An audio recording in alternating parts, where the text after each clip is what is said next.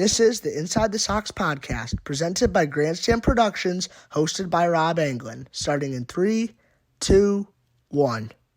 What is going on, guys? Welcome back to another episode of Inside the Sox podcast. And your host of your now fourth place Boston Red Sox, tied for fourth place with the Poverty King. We're climbing up the ladder. As always, we're here with me, my good friend Justin, my good friend Harrison. Dev is not with us today. It is his birthday. He's celebrating his birthday. Happy birthday, Dev. We love you. You'll be back the next episode. And we got a special guest in the building, our good friend Taylor. How are you doing, bro? Bro, if I was any fucking better, if I was any better at being against the law, thank you so much for the invite, man. It's an honor to see you guys again. You guys are great. You're great people. I know I keep forgetting if this is a PG or an R-rated podcast. We dropped a couple F-bombs. We'll let us slide. I'm so sorry. You are chilling, dude. Don't worry. It's so good to see you guys, man. Truly, it's an honor to be here. Thank you so much, man. You guys got great content, so positive on our Sox. Thank you for having me, man. Thank you for coming on. As always, we love to have you on. You're always welcome on anything that we do, obviously. And you're always optimistic on Twitter, and there's no better person to hop on the optimistic broadcast than the man of optimism himself. And we got a lot to talk about with this Boston Red Sox team coming off an amazing series against the Cleveland Guardians, winning the series, winning 2 out of 3. And I'm going to be honest, this was the Alex Verdugo series. He has been amazing this season, and he continues to be great. And I'm just going to hear you guys' thoughts on this series. I got to watch a couple of the games. Ooh, Justin got his hand up. We're going to see what Justin wants to say real quick before we get into that. Justin, roll it. He's trying to be Dugie, dropping F-bombs. For those who don't know about the walk-off, weeks ago he was like, I'm sorry, Justin. My apologies. I mean, already vibing. We love it. Let's talk about I'm so sorry, man. It's my favorite word, dude. I can use it as an adjective, a noun, a pronoun. I'm a retired cop. I'm a sailor from the Navy, so I'm so sorry. My apologies to your listeners and your followers. I'll try to keep it PG. So, Justin, I'm so sorry, sir. Rob, Harrison. You are good. Sorry. Don't worry. If anybody, a lot of people who come here everybody who comes here is from either my TikTok, Harrison's TikTok, or our Twitter, Grandstand Productions. You guys see a lot of times on my TikTok, I swear. So don't worry, you're not alone. Everybody who comes here from my TikTok are already used to my potty mouth. But I'm going to listen to everybody's thoughts on this series against the Guardians. We're going to start with you, Taylor, and we're going to go around the table. Let's hear your thoughts on this amazing series against the Cleveland Guardians. All right. So my first take is that so I think anybody that follows me on Twitter, and that's my only social media platform, and it's only been over the last several months since I kind of semi-retired from corporate life, is that I'm the king of Red Sox optimism. I just am. I love the team. I love the franchise. I love the city of Boston. I love the county of Boston. I love everything about that area, but don't take it for a lack of baseball acumen. Don't take it for a lack of realism. So this team is what it is. I think it's an 86 to 88 win team that can get us a playoff berth on a wild card. I don't think we're going to win the division, but I've never given a shit about that. I just don't care. I mean, it's awesome because it, gives you an automatic seat in the playoffs, but this team has moxie. This team has fight. This team has yet to be defined because we've had some weird injuries up to this point. Whitlock just went down with a weird. I can't even. It's like something with the nervous system. So basically, it's a nerve in the arm. It's something similar that happened to Jeffrey Springer of the Rays, but it's not a high leverage, so it could be manageable for him to come back. So correct. It's good.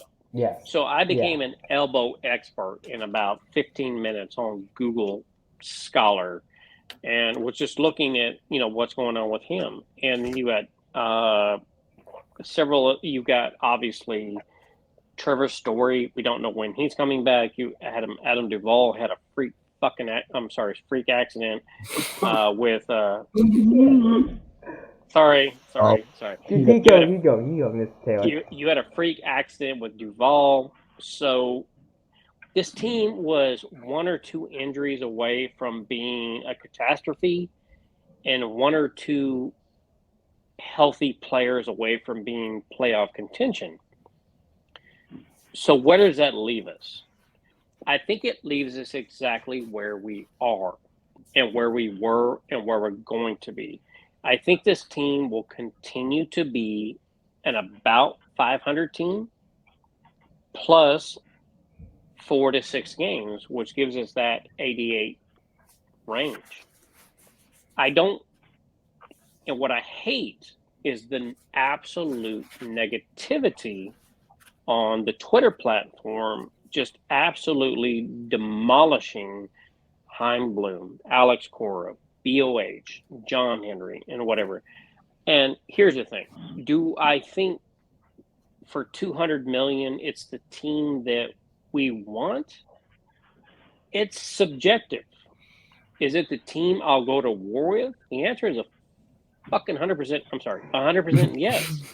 And my point of contention has always been to these people on the platform is that, oh, the team's this, the team's that, we don't have this, we don't have that. And I was like, all right, you mother people. You could say it. Don't worry. Let it out. I was like, all right, listen, you motherfuckers. So there are 30 teams, 40-man staffs. That's 1,200 humans that can play high-level baseball at any moment, depending on the call-up. So I've worked with some high-level people in different areas, and I've worked with some regular people at the same areas.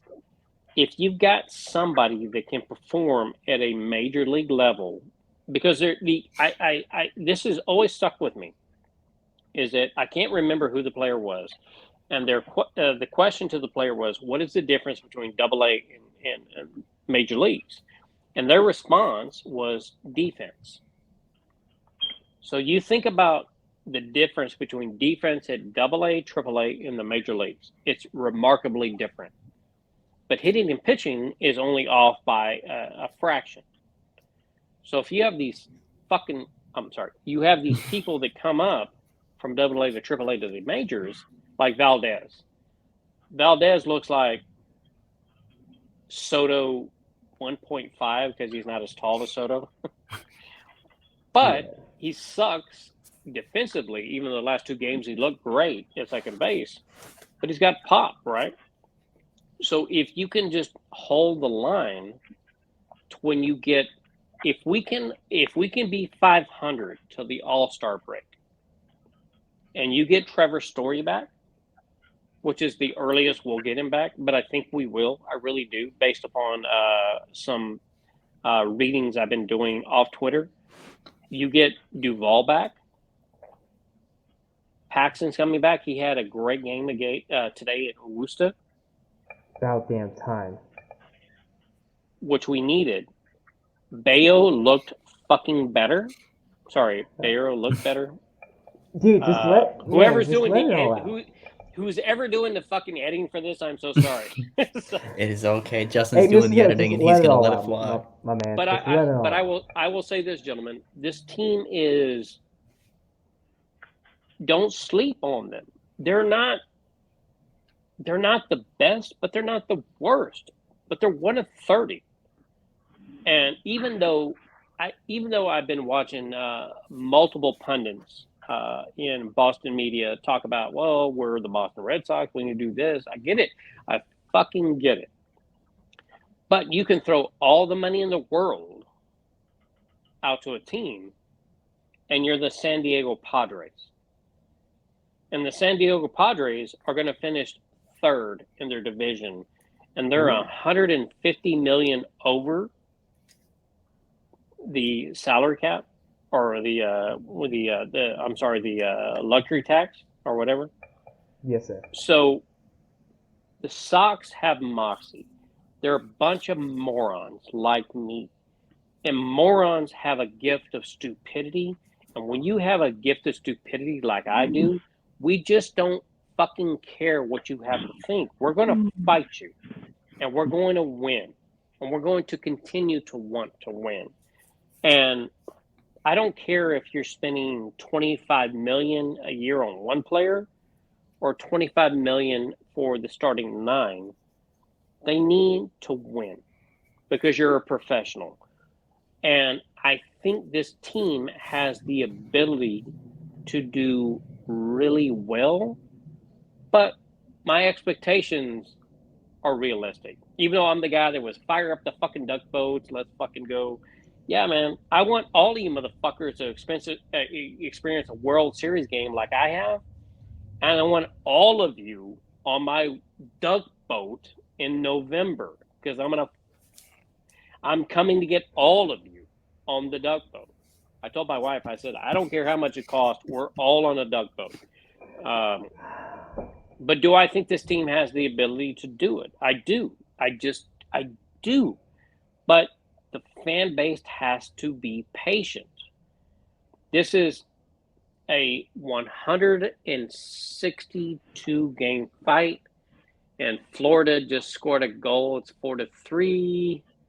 And I think I'm not fucking happy. I hate my life. I really do. Why do we had the best record in hockey and they do this? You suck. Brad Marchand, you piece of garbage. Sorry, I'm getting upset now. Oh my god, that makes me so sad. They had a 3-1 lead. How do you blow a 3-1 lead, dude? Oh my, let's focus on baseball. Let's focus on baseball. Let's focus on baseball. That's the most important thing. Gentlemen, I can't believe I just witnessed that. I am heartbroken, dude. Every time. They do it every time. They do this. We thought this was going to be the year. They had 65 wins. Team was a unit. What happens? They go in the 3-1. What happened? So, all right. So let's look. So, all right. Fuck me. Jesus Christ, that sucked. So let's do this. Turning off my TV. I can't look. So where do we find positivity in this? Positivity. All right. So the Bees fucking killed it all year long and lost in 7 in the first round. So what does that teach us? As an instructor, I'm a police instructor. So what would I teach my cadets? I said, all right, you fucking suck. But you got to figure it out. You got to figure it out. And how do you figure it out? And you take that mentality to the Red Sox because you have 162 games. The Red Sox are fighting 162 individual battles every day where you got to be better than your opponent. Some days you're going to win. Some days you're going to lose. The Bees, they had the best fucking record in the NHL. I think a record. Mm-hmm. NHL record 65. But you get to the playoffs and they lost first round. So if our Red Sox make it to the playoffs, the regular season record is off the books. Regular season averages, ERAs, whips, all that shit means nothing. Mm-hmm. You get me to the fucking dance, and you got a chance. This is heartbreaking for the city of Boston. It just is. And if I was in Boston right now, I'd be shooting a gun off the bridge. All I know is the Celtics better. The Celtics almost did it too. The Celtics better plow through the fucking Sixers. They better plow through the Heat, and they better plow through the Warriors or whoever's in the West. Because I need a parade. I need a parade. You're going to get a parade. It's going to be in those. It's going to be with the Red Sox. It just is. I hope so. I hope so, dude. I apologize for rambling on. You are all good, man. Talk as much as you like. Oh, Justin's got his hand up, I think. Oh, what's up, Justin? I think Justin has something to say about what the Bruins. Yesterday, bullpen meltdown needs to to happen for Alex Cora to wake up. But other than that, we're vibing this weekend. I agree. I think it's good now that I like Caleb Ward. I think he still has some potential, but he's not getting now. When James Paxton comes back, does that mean bye Brazier? We'll have to see. If Brazier's gone and he's gone, we might be onto something here. I mean, Kenley Jansen's been lights out this year. I mean, gave up his first run like yesterday, but he still amazing. 6, 7 saves. He was lights out. I mean, Chris Martin's been good. It's good to have him back in that bullpen. I mean, there's been this Bernardino guy's amazing too. The lefty they just added. We needed another lefty in the bullpen. He's been amazing. John Witkowski in that bullpen, great. He's been amazing too. And then also John Schreiber, amazing. Like the bullpen, that was the main focus in the offseason. 29th bullpen ranked last season. Coming out now as like a top 5 bullpen in baseball. It's amazing to see. So first I have a question for Justin. Is it Justin or Jut? What do you prefer to be called? I think Justin. Justin? No. No? Jut? No. Okay. Jut. Okay. Because I don't want to fucking call you the wrong thing, dude. Because I don't want you to come and kick my ass. I'm old and weak, and I don't need any more enemies. I need friends. All right. So here's my take on that. So ultimately, Jalen, if we can get to the dance, if we can get to the playoffs, all bets are off. The regular season doesn't mean shit. You look at the 2021 Braves. I think they won 89 games, if I'm not mistaken. Yeah, I think so. And also, they did it without Acuna. Acuna, who just got fucking railed in right field when he blew his ACL. So the bottom line is this. Are the Red Sox a playoff team? Debatable, subjective at best. Yeah. Do I think they're a playoff team? Fuck yeah, I do. And I would rather have a ragtag bunch of rejects like me to go to war than a bunch of high-priced fucking morons like San Diego that aren't going to make it. You know, San Diego and Cohen, I think is it Cohen or is that the Mets? No, the Mets had the $150 million over the luxury tax or whatever it is. How the Mets doing, man? How the Mets doing? I mean, the Mets are doing pretty good right now. They have, Justin Verlander's coming back. I mean, who else do they have? P. Alonso's still doing his own thing in New York. I mean, the better thing about it, because the Mets are doing way better than the New York Yankees right now, which I'm super happy about as a Red Sox fan. So listen, I like the Mets. They're like my top 3 favorite team right now in MLB, but it is what it is. But I'm just happy for the Mets, honestly, for Pete Alonso, Justin Verlander. I know Justin Verlander, they signed for 2 years. I don't know what anyone else is. I know we heard about Edwin Diaz in the WBC, torn his ACL. Yeah. I hope he's doing okay. Rob, what do you think, Chief? You're muted, by the way. We talking to me or Rob? Rob. Oh, guys, sorry, what happened? I was talking this whole time. We were talking about the Mets, and then we just like. Oh, the Mets. I think the Mets are doing okay this year. They're in second place in the East right now. Them and the Braves are like neck and neck. I feel like I like the New York Mets. I think the Mets are a good team. I mean, Steve Cohen is just the imposition of it doesn't matter how much money you have, just spend it. It shows you investing in a product is something that is going to be great for a team and a city. I mean, you see it all the time with they went out, got Lindor. They didn't stop there. They got Starling Marte. They ended up getting Verlander guys, Kodai Senga guys that you can build a roster around, Max Scherzer. And it just shows you, you can build this all-star team. I mean, last year it didn't show really because they did lose in the first, that, like you said, have an amazing season, and then they choke. It just goes to show you, it's relating back to the Bruins, obviously, but it just goes to show you that, like, no matter how good you have of a regular season, doesn't matter in the playoffs. But what Steve Cohen is doing, he's building a better brand of baseball in New York. He's showing people that, hey, you can spend the money. If you love something, you gotta invest in it in order to grow. I mean, look at the Oakland A's now. They're moving out to Vegas, which is going to be better I think it's a good move for Major League Baseball, not for the Athletics fans, unfortunately, who live in Oakland because they're not getting the chance to see a team they grew up with. But it's good for baseball fans. It's good for people who bet because it's in Vegas. Vegas is a betting town. Major League Baseball will make a shit ton of money with it being in Vegas. I mean, look at how the Raiders, they moved from Oakland to Vegas, and it's been a good move for the NHL. Sorry, I almost said NHL, NFL, and it's just been great. And I think the Mets are great. I think the Red Sox, they're spending money. They're not spending money.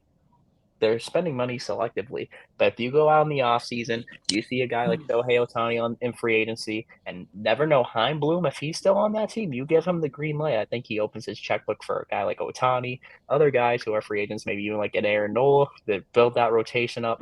This team, if you get Ohtani, the market in Boston, you saw how it was after that series. I got to see Ohtani and Trout play in person too, which was crazy on that. It's like if you're a child saying you see Barry Bonds play in person or seeing Willie Mays. It's like seeing the best player in baseball play. It's crazy. But the line outside of Fenway, it was a swarm just to see Ohtani and Trout. If you get Ohtani in Boston, you know how good that marketing will be? Him and Yoshida together. Oh my God. Him in one of the most historic places. I mean, everybody knows that Babe Ruth came and played in Boston. It's like having Babe Ruth 2.0 in Boston. It's like it would be a perfect story. You can like market it, and it would just be great. If I may interject, I love your thought process. I do. I don't think Ohtani is a real player for the Boston market, though I would love him there. I think Ohtani is either going to be reserved in Anaheim at a ridiculous price point, which will be detriment to his career because he's never going to win a World Series there, or he's going to go to someplace like the Mets or to the Yankees. And I don't think he'll win with the Yankees either. I just don't think they have a good model right now. I just don't. They've got a lot of money invested in a few players. It just doesn't give them a lot of flexibility. So I was talking to a friend of mine that lives in Boston, and we were talking about Ohtani. So Ohtani is a weird free agent. He's a weird free agent because you have a tier 1 pitcher and a tier 1 hitter. So in one person. And you have to look at that and go, okay, what does that mean economically? So look at somebody like Justin Verlander, Max Scherzer. I think they're in the $40 to $45 million range a year, something like that, something asinine. And then you have Aaron Judge at 39 to 40 million a year. But you look at Ohtani, and he's like Max Scherzer, DeGrom, with a splash of Mike Trout and Aaron Judge. How do you pay that? How does that set the market? So when I was talking to this person who lives in Boston, he was a scout for the Red Sox. I won't, out him on this platform because he asked me not to ever talk about him publicly. So when we were going back and forth about him being a scout, he says, how do you price that? And I said, well, Ohtani's looking at probably realistically 40 to 50 million a year. And he says, you think? Or do you think 60 to 65? And I was like, well, why would you say 60 to 65? And then he went into this breakdown of, all right, so he's a tier 1 pitcher, right? A number 1 starter, legitimately a number 1. But he's also a number 4 hitter with 30 to 40 home run pop, 90 to 110 plus RBIs. How do you price that? And I said, dude, you're right. I didn't think about that. And he says, so why not 70 million a year? And I was like, Jesus fucking Christ, dude. I was like, well, how? I was like, 700 million dollars for one player. And he says, so why is that so ridiculous when you have someone that we haven't seen since Babe Ruth?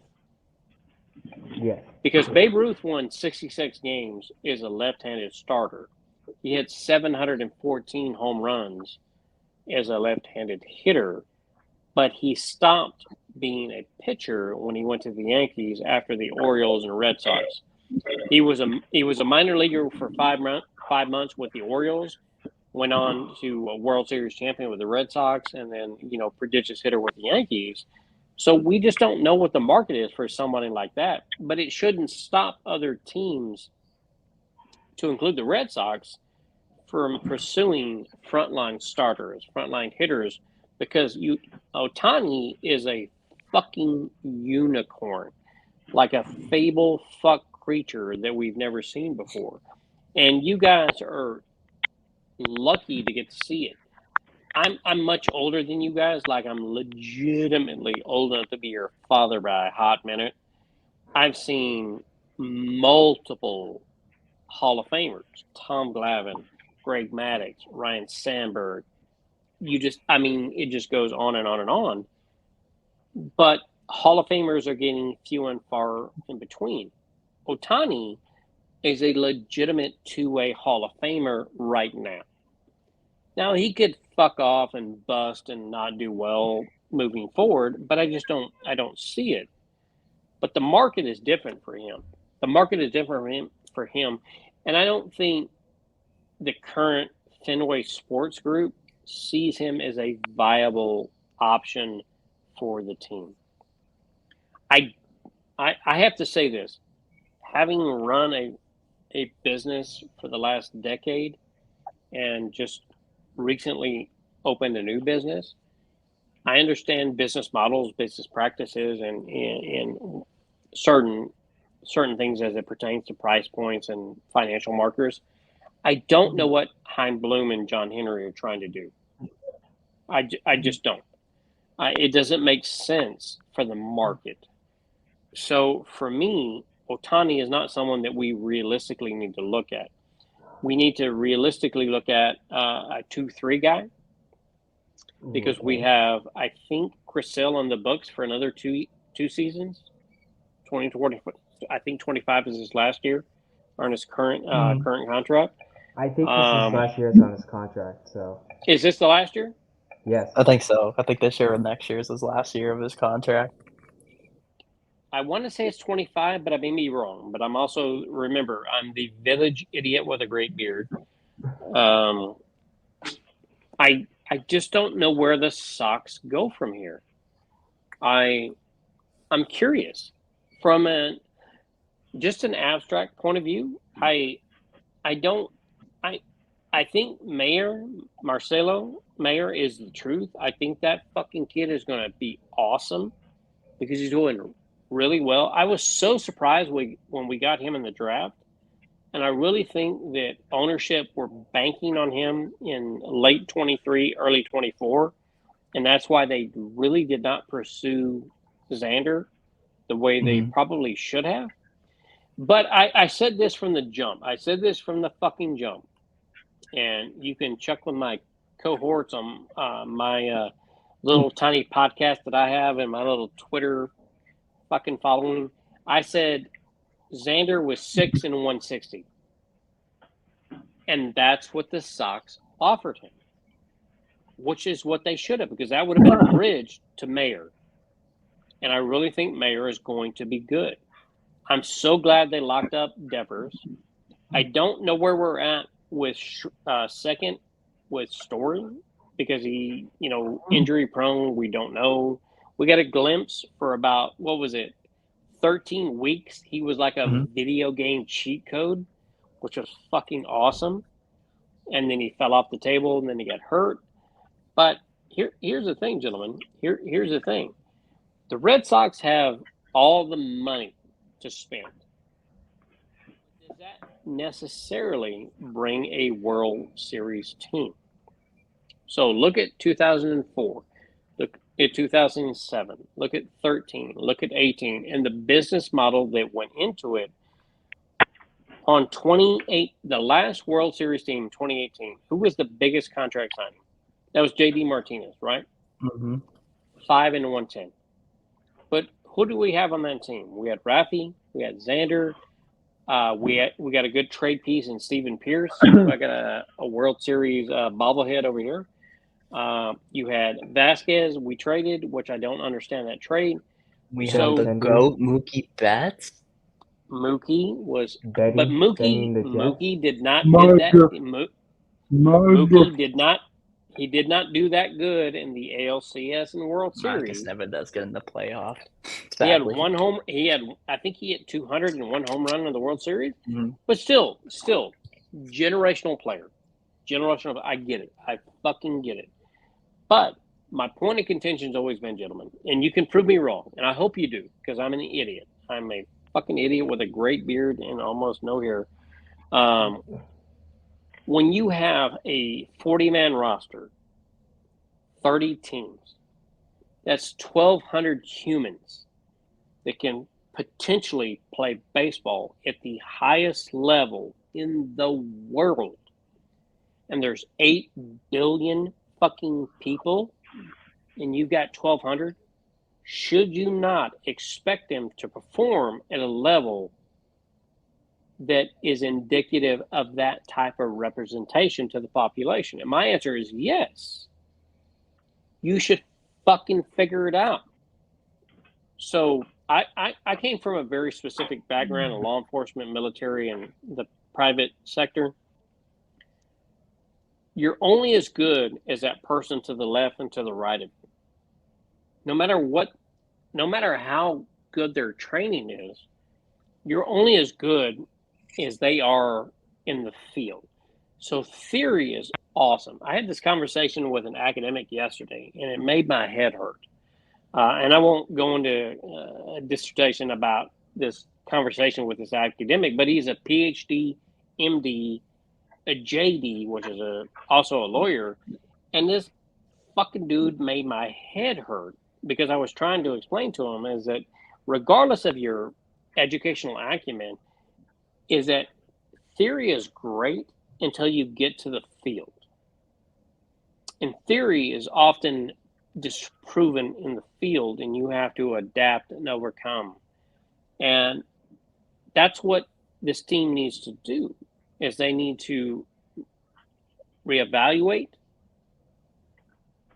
recalibrate, re-engage, and attack, and see what the fuck happens. And I don't give a shit what your payroll is. What I care is that you can effectively play professional baseball at a level that gives you a chance to win. Because even like Cora said it 2 days ago, I was watching an interview with him. He says, we're not a home run team. We're a run scoring team. And I agree with that. You don't fuck if you hit a home run or not. Home runs are cool. Chicks dig home runs. But runs win baseball games. Yeah. Solid bullpen wins baseball games. Oh, I think Justin wants to give something. Come on, baby. Bring it here. Also, guys, the fade line curse is a real thing. The Jays are coming to Fenway this. Oh.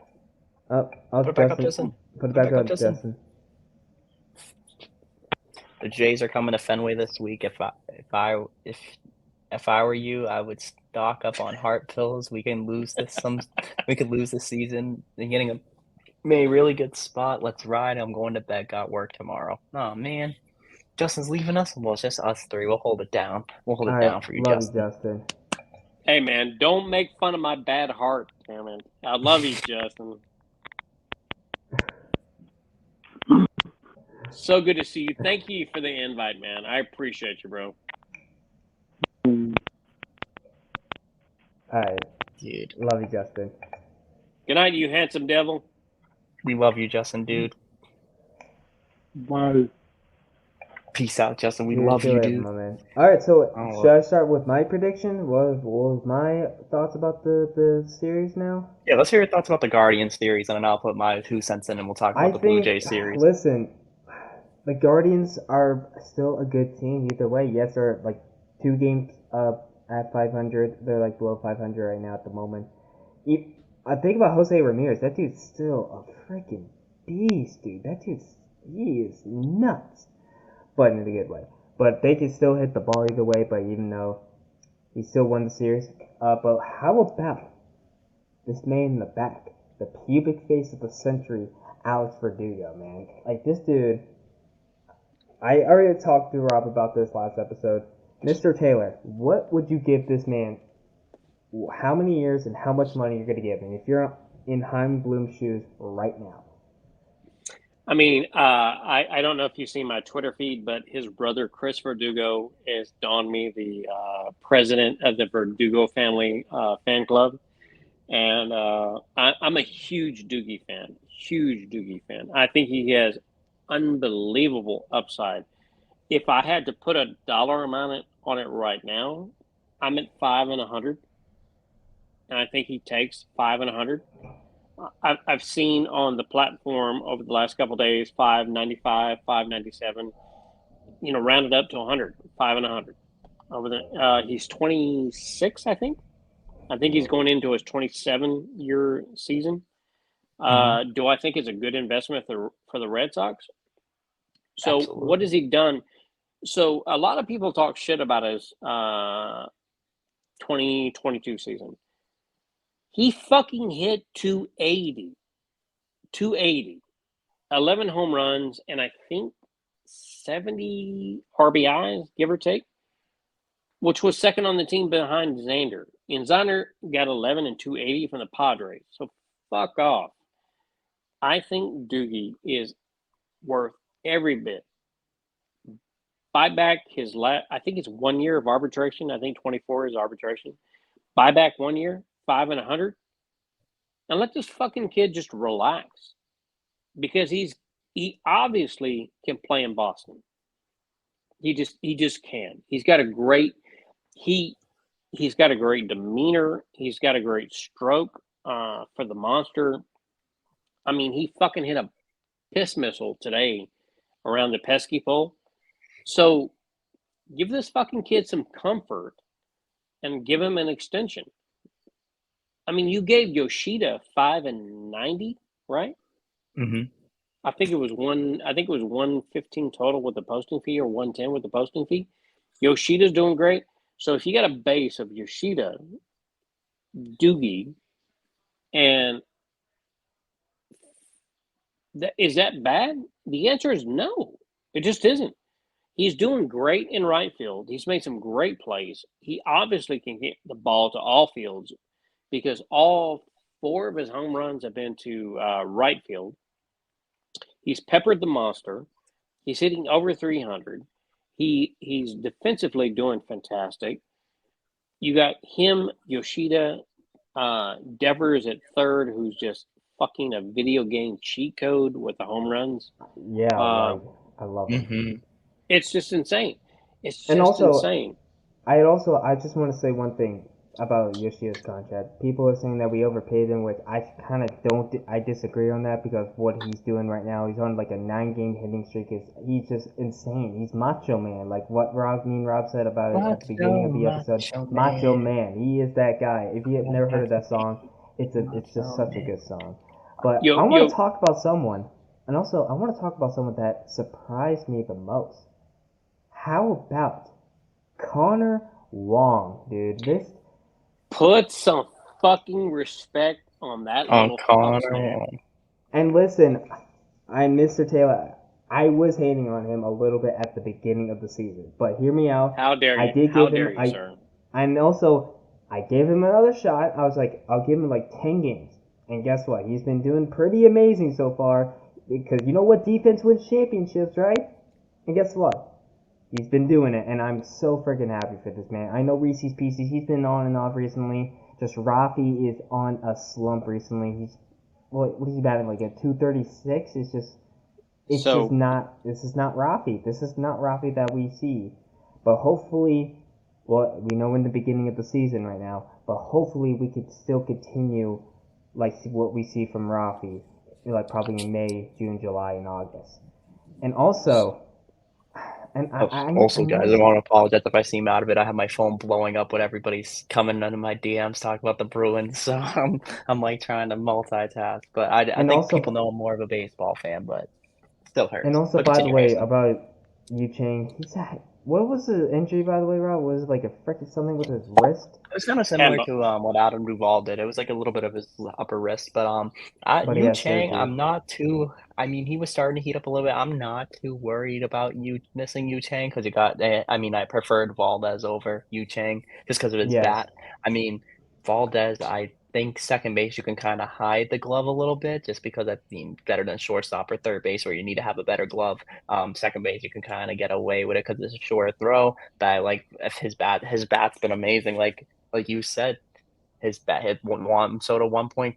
I mean, his plate approach is great. He has that similar batting stance. He lifts the ball a lot. He's been really good. A guy that I really want to see get into it because I really want. I think I'm scared to say if he continues to perform the way he's performing right now, he might be a bench player or a backup first baseman. That's Tristan Casas, dude. I mean, if Okay. you're not going to bench, listen, if you bring back Adam Duvall and he continues to hit the way he did before his injury, you're not going to take Justin Turner out if Justin Turner's raking the way he is right now, too.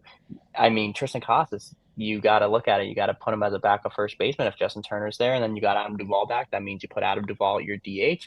You get Story back. What does that mean? Oh, you got to take one of these guys out, but you're not going to take this guy out. Kike, you can't take Kike out the lineup, but Kike's doing good. So it's just one of those things. And Mondesi too. Mondesi comes back. People forget we got Mondesi, Duvall, Story, and then for pitching we got Paxton coming back. Yeah. We got a lot of guys coming back. So and this also, team Rob, not even let have me full say strength. something. And people, all these Yankee fans are saying, "Oh, we're injured. We're injured too." So you cannot be talking either. It's just like, yeah, you lost Aaron Judge, you lost Stain. I mean, like, I don't give a shit. Like, dude, we're injured as well. And also, by the way, I want to talk about someone that has been stepping up. Christian Arroyo, the hype man of the clubhouse. Christian Arroyo's been bringing it back. I love Christian Arroyo, and I will always And say this. also, I've always I loved always him say because this of what he did.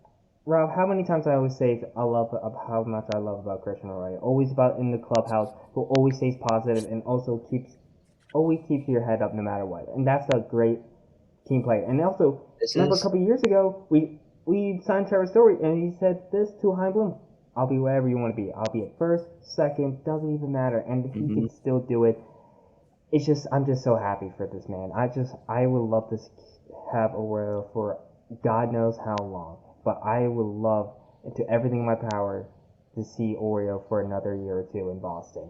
It's just I really love Christian Arroyo. I think he's amazing, and I sometimes you gotta be harsh on them because if they don't perform. But Christian Arroyo is a guy that is the spark plug of the Red Sox. I mean, he's one of those guys. He's a team player, like you said, and like I said before too in earlier ones. He was a starting second baseman in 2021. He took a position change wherever it meant to play on this team in order for this to have re-signed Trevor or to sign Trevor Story. Now, this is the situation where we're entering this year where we had a question. Is Trevor Story, where do you guys think? I think Trevor Story plays second base this year.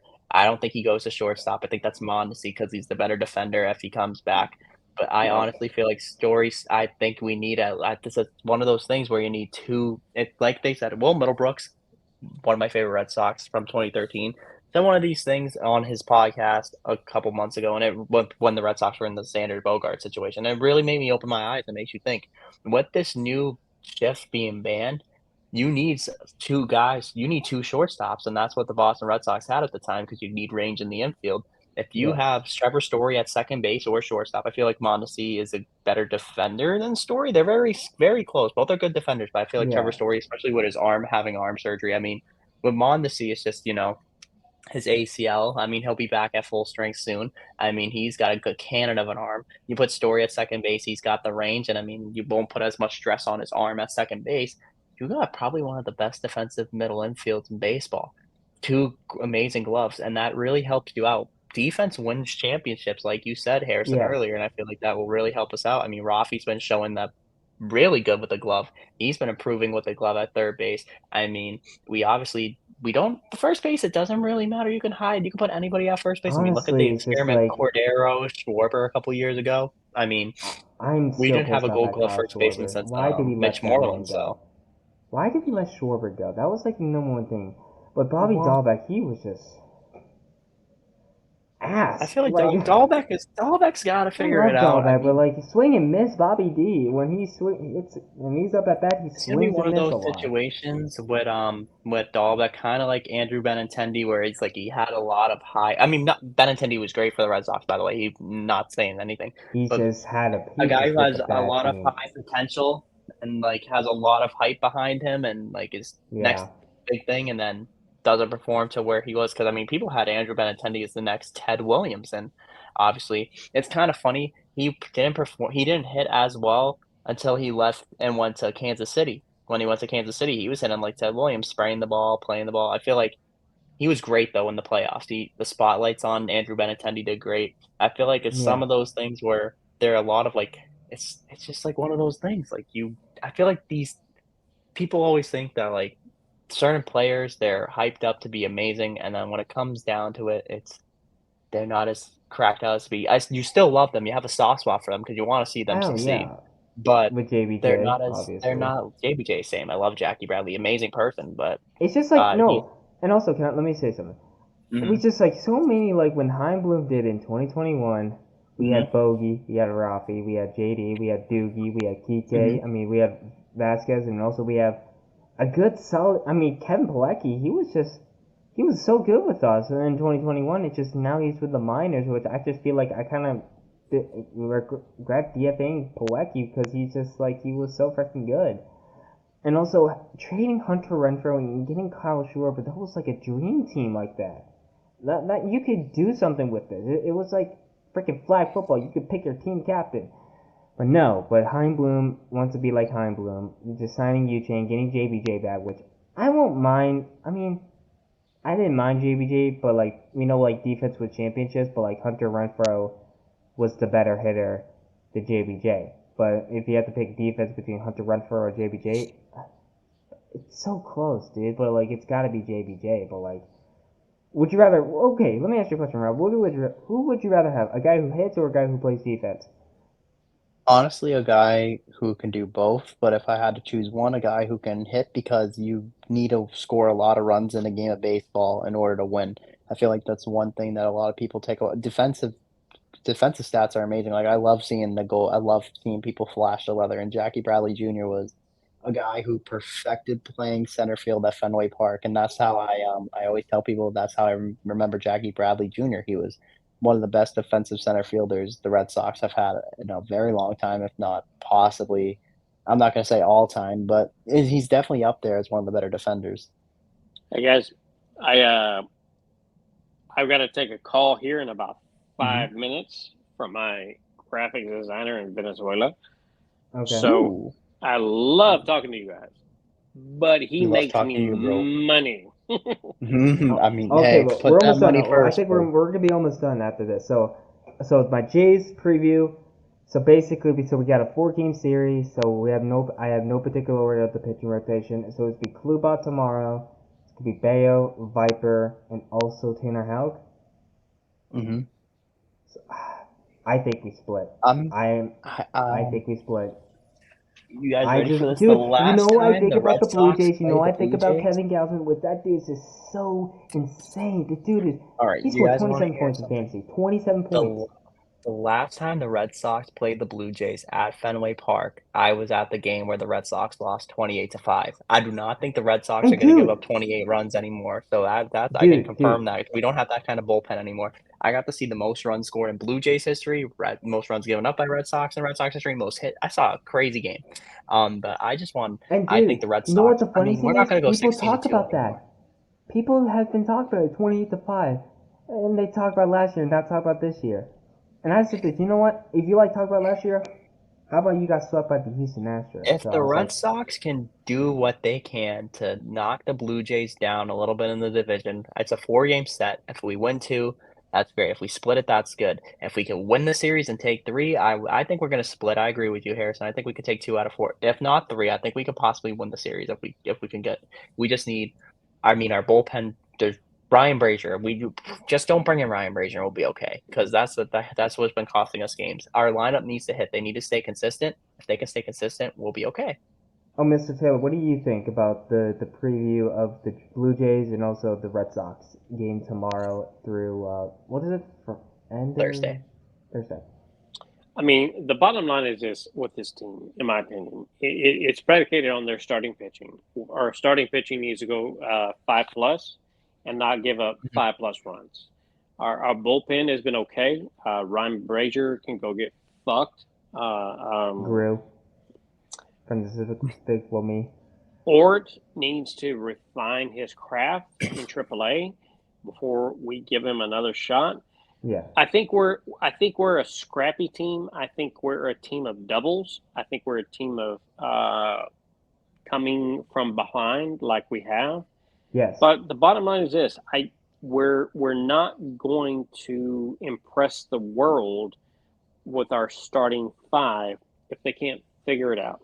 Today was a good start for Chris Sale. I get it. Yeah. Super fucking excited. Yes. I drank 3 beers watching him do well. I was so excited. Yeah. But I was very cautious when the bullpen took over. But that's every team. So the Sox have moxie. The Sox have the ability to win. It's just what are we willing to do to get to the next plateau? So everybody's calling for the head of Bloom. Everybody's calling for the head of Alex Cora. And that's just bad practice. The practice should be is put the pressure back on the players, because if the players don't perform, then your analytics mean nothing. So the bottom line is this, in my humble opinion, and I'm the village idiot, is that if your players don't perform to their standard, then you have no standard. And it's really hard to defend standard when everybody is not performing to their level of expectation or their level of performance. So if you press someone to do something they're not able to, then you're setting yourself up for failure as a leader. Do not ask someone to do something that's out of their scope of capability. If you use them to the best of their ability and then backfill, that's a good manager. I think Cora has made some really unique decisions based upon the available players to him. Mm-hmm. But I also think that Bloom has made some decisions that are less than ideal based upon my limited experience following the team. And I'm, like I said, I'm the village idiot. Nobody should listen to me. But I've done some shit in my career where you have to do some advanced analytics. And if you don't, people die. So I'm just kind of looking at this going from that mindset going, hey, man, probably not the best thing to do. But I also don't have the acumen they do. I don't have the intel that they do. So I'm a novice, just like we all are. None of us legitimately work for the Red Sox in a capacity that makes a difference. I just want the team to do well. I want the players to do well. I don't give a fuck what their name is. I don't care what their number is. I don't care what their contract is. I just want the team to do well to win, whatever that means. And so do I care about the division? No, we won the division in what? 2018 was the last time we won. 2018. No, we won. I think we won in 16, 17, 18. Mm-hmm. 18 was an anomaly. They were like a fucking cheat. 18 was a unit. 18 was weird. It was just awesome to see. But we won the division in 16 and 17, and what happened? We lost in the first round, I think, both years against Houston in the LDS, right? Yeah. Mm-hmm. But just get me to the fucking dance. Get me to the playoffs. Fuck your regular season schedule. Fuck your record. Fuck your statistics. Get me to the dance, and let's fucking fight.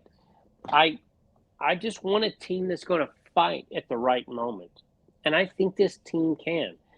I I think this team is a team, but the team is defined by the individual that helps you achieve the overall team goal. And we've had some adversity in the first month, but we're finishing April above 500. Well done. Nobody thought we would be there. But May's a new month. Monday's a new day. Tomorrow's not promised. I hate people that are arbitrarily negative to be negative. Get out of my fucking foxhole.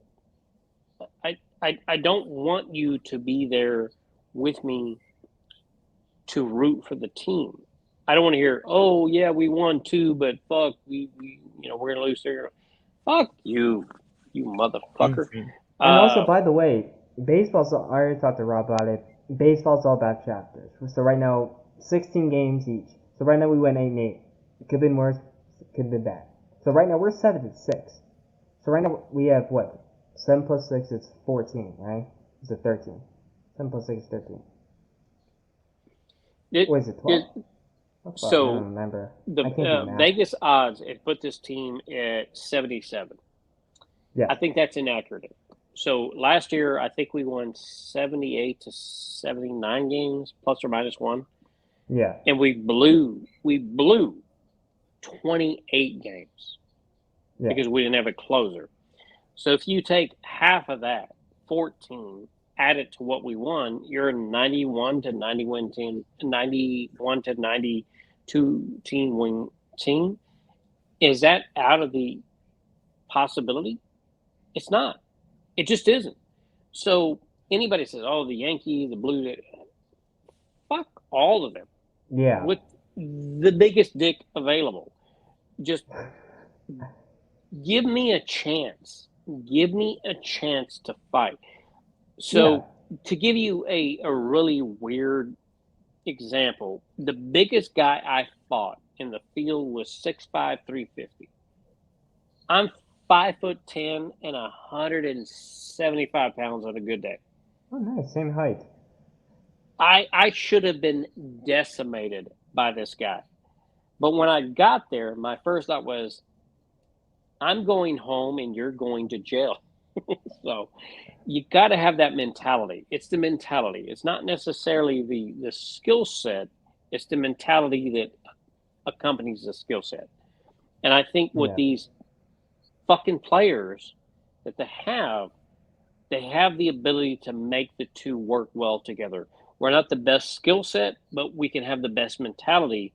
And between the two, we can be an 86 to 88 win team, get us to the playoffs with a wild card. Let's see what fucking happens from there. And I mean, if anybody says, "Oh, we need to be 160 or 100 win plus team," all right, man, shut the fuck up. I mean, just shut the fuck up. Look at the Yankees over the last several years. They've been 90 plus wins, 100 plus wins, and got what? The biggest dick. And they get owned by the Houston Astros every year. Correct. And I just, get me to the dance. Give me a chance to fight. I don't. I know it's just like you want to see you want. It's like you're grabbing something that you want to have, and you see it, you see the light, and you want to get it, and that's why I feel the same way. Last year we owned the Houston Astros. Last year we demolished them, and I swear that team stayed healthy, and we were in the playoffs in the wild card. I felt like we could beat the Yankees and beat the Houston Astros and probably make that World Series. Last year, probably not. 2021, I could agree with 2021 with the Red Sox. Oh my God, so let me ask you two youngins this question. From an old man to two young bucks that are much better looking with better hair, better beard maybe with Rob. No, Harrison, Harrison, you need to work it out. But here's the bottom line. From an old guy that's an instructor, let me say this. You get me to the finish line. Do you not think you have a chance no differently than anyone else that makes that finish line regardless of what transpires? Because if you're there equally at the finish line, it's a matter of drive. So I for everyone that's going to watch this beautiful podcast, and everyone should, because these guys are phenomenal humans. I will never say that I will never say I trained with the Navy SEALs. I will always say those fuckers yelled at me. So when I was there, they only made sure that we had the drive to live. That was it. You didn't have to be the biggest, the strongest, the tallest, the best trained. It was just your desire. What was your mindset? It had not, dude. I'll say this. I'll put my resume on the line for anyone to look at. I have been yelled at by SEALs, Rangers, Delta, all these fucking people, and all of them would agree with me. It's about your mindset. What is your level of comfort, and what are you willing to do? What are you willing to sacrifice to get to that final moment?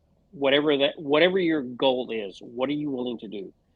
And I will say this. I think this team has those kinds of players. Ruff Snyder, he comes from a adopted family from Korea, so he's got all the odds against him. Verdugo was traded from the Dodgers to the Red Sox because of bets, and he was a highly touted prospect for the team. JT, World Series pedigree from the Dodgers and Mets.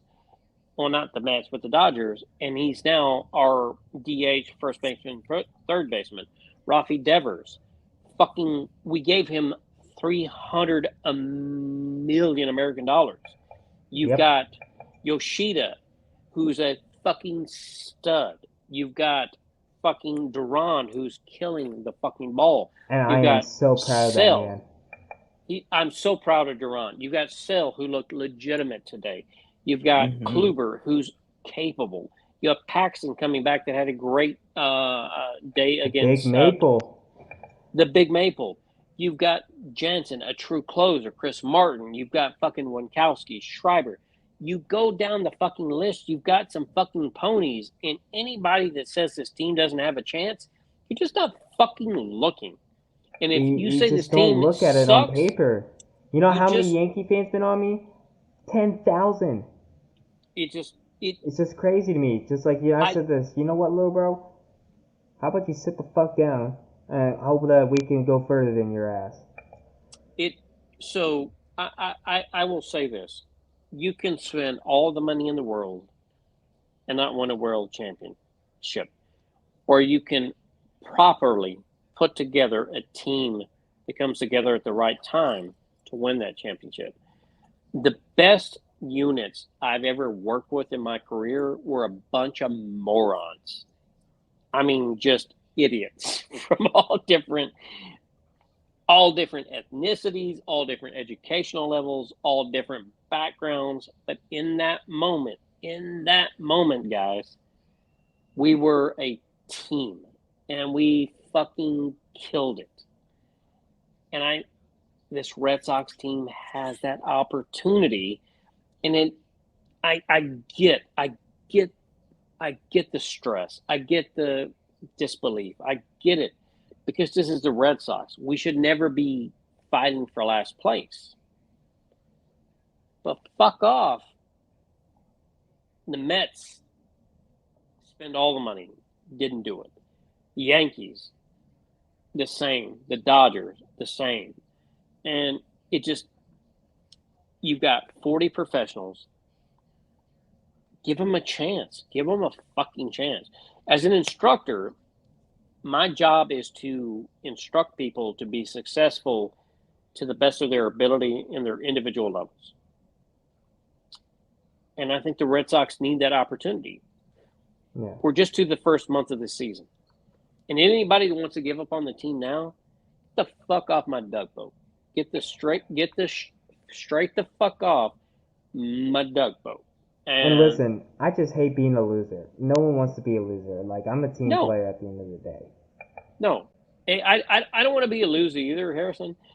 And Rob, I think you guys would agree. We come from a pedigree of winners. Mm-hmm. And especially playing Boston sports, expect them to win all the time. We can't win 162 games. We just can't. Even if you play the MLB The Show, you're not going to win 162 I am an avid MLB The Show player. I am religiously. You just can't. You just can't. I'm sorry. You're going to win some, you're going to lose some. But at the end of the day, if you get to the dance, gentlemen, give this team a chance. And if you don't, go root for the fucking Angels or the Rays. Get out of Boston. Because I'm about to spend $1 million. I'm about to spend $1.5 million to move up there. Get the fuck out of my city that I'm about to go broke for. The one thing I love about Boston is just it's just the passion for sports teams is always going to be there. And I feel like, especially like you said, once we get to the dance, do not count anybody out. Any team can win in the playoffs. The playoffs are a different beast. 2019, the Washington Nationals had a losing record entering the first month and a half of the season, and look at them, they won the World Series. That's the 2004 Red Sox down 3-0 in a ALCS win the World Series as a wild card team. A lot of things is you can't count out these wild card teams. They're going to win games for you. True story. They're going to win big things. My AirPods are dead. My iPad is dead. So I got to sign the fuck off.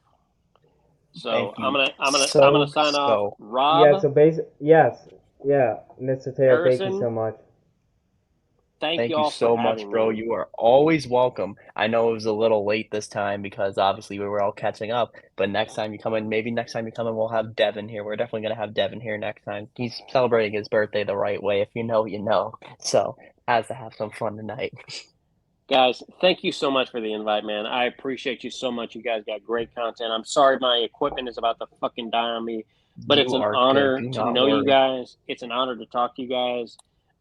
You guys have unbelievably great content. I appreciate your time, but I'm literally about to fucking die. We appreciate you so much, Taylor. We love you, bro. Obviously, whenever you get the chance, message us your thing. We can set up a little group chat, me, you, Justin, Harrison, even separately, just talk so we can keep up. I'm gonna text you. I'm gonna DM you guys my mobile number. Just do me a favor, don't put it in any bathroom walls because I don't want any fucking strange.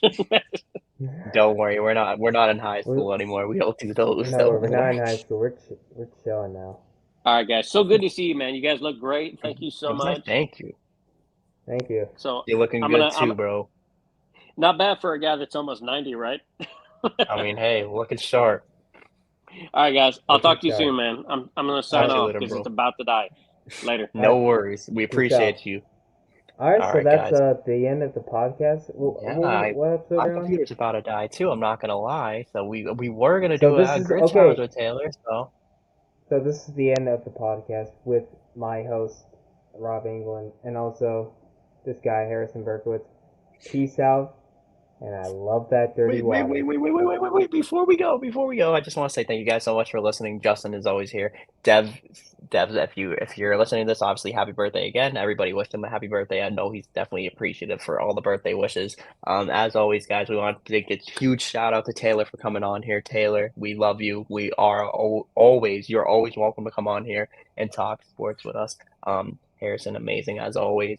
Obviously, Justin is here too, but Justin had to leave because he got work in the morning, so he's going to upload this tomorrow. So when it's uploaded, you will see and hear this podcast on YouTube or in all the platforms or featured on Wisdom. And obviously, you guys can join my TikTok lives if you like the Red Sox and like baseball. You can join Harrison's TikTok lives if you like watching baseball and listening about baseball.